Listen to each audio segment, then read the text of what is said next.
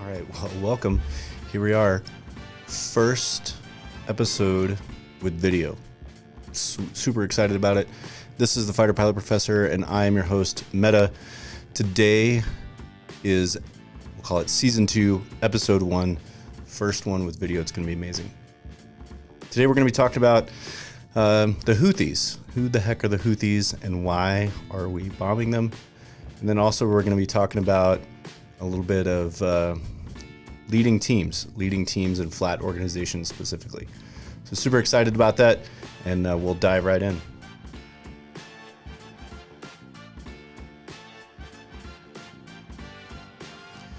Okay, so today we're going to talk about the Houthis. So if you've been following the news, you know that recently the UK, the United States, and a couple of other allies attacked positions in Yemen.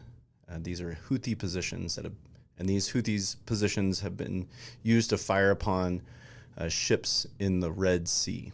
So, what is this all about? Where does this conflict come from, and how did we get to where we are now?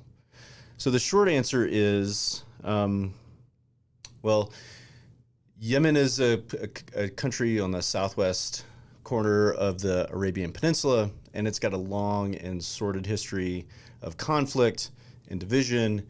And in its most recent history, the government fell apart. So in the 90s, the government fell apart, and then into the 2000s, it's kind of fallen into civil war.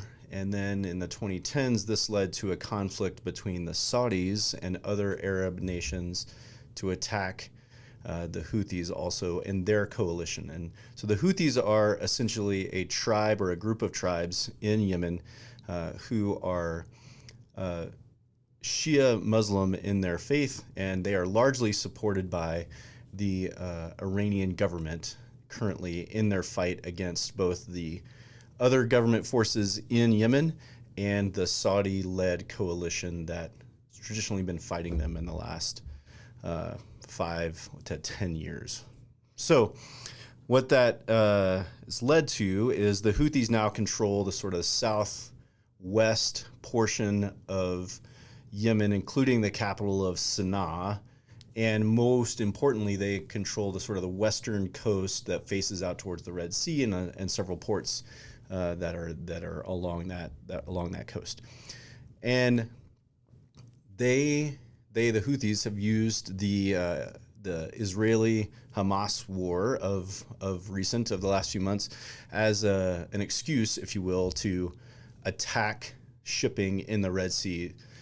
Now, the Houthis have done this in the past. In fact, going back to some of my experiences in that region of the world, the Houthis attacked a few ships in the Red Sea and out off the southern coast with cruise missiles and drones and those kind of things.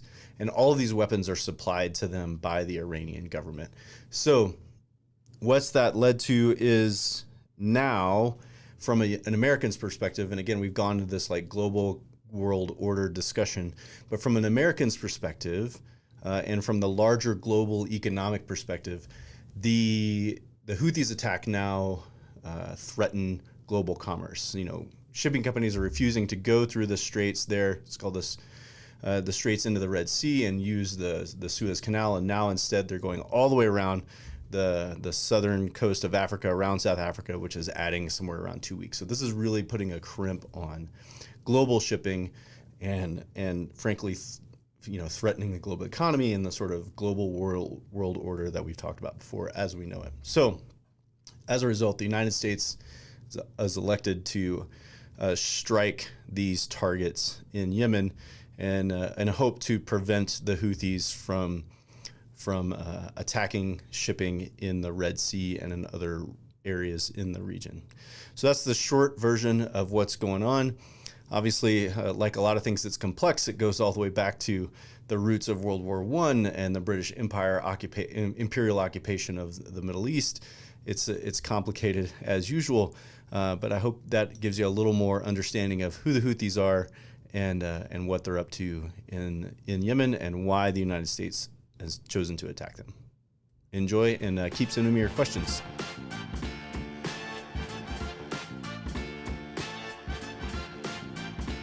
All right, so talking a little bit about leading teams and specifically leading flat organizational teams. And what do I mean by that? Flat organizations are teams that are largely made up of peers or people that are pretty close to you in either age, experience, or position, if you will, right? So in a lot of organizations, especially if you're leading a cross-functional team, a team that spans across several areas of your organization, say finance, accounting and finance, marketing, operations, etc., or something along those lines, you may be leading a cross-functional team that is a lot of your peers. And in my experience, as a fighter pilot, I've actually led a lot of these peer flat teams, whether that's as a formation, flight lead, leading other flights of fighters, or planning organizations or things like that. I've led a lot of these flat teams. And in my opinion, leading flat teams is actually much more challenging than leading vertical organizations. So in a vertical organization, the leaders at the top, they're there because they're older, they have more rank, they have more experience, etc. And those below them have less of all of those things. And so they're able to dictate down to the organization what's going to happen. With flat teams, that's not necessarily the case. For the most part, everybody's on a very similar playing field as far as experience, age, rank, and all of those things, right? So what is that? How do I engage in leading these teams that are much more challenging and where I may not even be the expert in one particular part of what this team is engaging in? So the Fighter Weapons School, the United States Air Force Fighter Weapons School, which is like the Air Force version of Top Gun, but way cooler, has this saying that they teach instructors that come out of there that's called humble, approachable, credible, right? And that's a way of sort of giving a mantra to how they're supposed to engage when they've graduated from this course, which is a very long, demanding course that makes them the elite of fighter instructor pilots in the Air Force.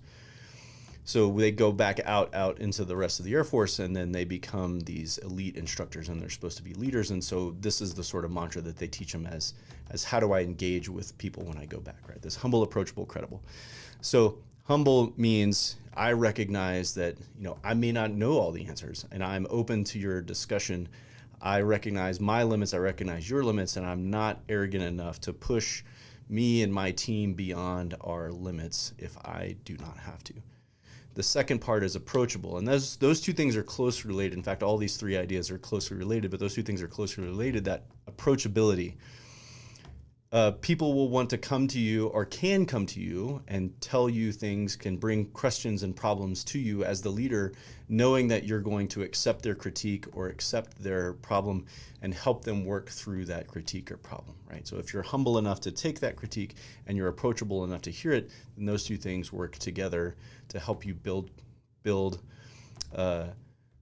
credibility, the last part, right, among your team, right? And now obviously credibility comes in a lot of different factors, and you earn credibility through your capabilities. Like I am a capable fighter pilot, and so I have credibility in my community, but you may be a capable accountant or whatever it is in your community, and so you have credibility in that, right? You may also have credibility because you've been around in that organization for a long time. For example, you're the most experienced person there compared to the rest of the people on your team, so you bring some level of credibility. But you also develop credibility through being humble and approachable, right? So if I just shoot down every idea that is not my own idea, or I don't listen to any feedback, then I am not going to be a very credible leader. Additionally, I can build credibility by recognizing that I have limits and then using the other people on my team in order to help me build a successful, high-performing team, right? So even though I may be in charge of it, I recognize that, man, I don't know everything that's going on here. In fact, this other person may actually be the expert in that, and I'm going to harness that person's expertise, and I am humble enough, approachable enough to use that person, and that builds credibility for me as a leader. Right, so that's my approach, one approach to leading flat teams. And like I said, it's a challenge to be sure, but if you use that humble, approachable, credible mantra, I think you can be successful in leading flat teams. Good luck. Thanks for the question, and keep shooting them my way. All right, so there we go. First video episode. I'm super excited about it. Got some ideas for what's going to come next. So keep shooting me your thoughts. Keep shooting me your questions. I'm excited to be able to go face to face, as it were. And hopefully today you learned a little bit about what's going on in Yemen and how to lead those challenging flat teams. Have a good one. We'll talk to you soon.